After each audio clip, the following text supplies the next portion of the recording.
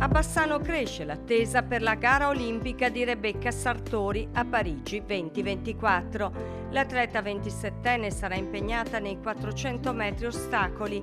L'emozione è grande e la voglia di scendere in pista è tanta perché la magia dei Giochi Olimpici è semplicemente unica. Ciao a tutti, volevo ringraziare il sindaco di Bassano e i bassanesi per il sostegno che mi state dando in questi giorni. Per me ricevere così tanto supporto da parte della mia città, dalla città in cui sono nata e cresciuta, è veramente un onore e quindi volevo ringraziarvi davvero dal profondo del cuore. Io partirò per Parigi a breve per vivere il mio sogno. Intanto volevo ricordarvi di fare il tifo a tutti gli atleti italiani impegnati in questi giorni lì alle Olimpiadi e ricordarvi che la mia gara sarà domenica 4 agosto alle 12:35. Mi seguirà moltissimo tifo, soprattutto bassanese.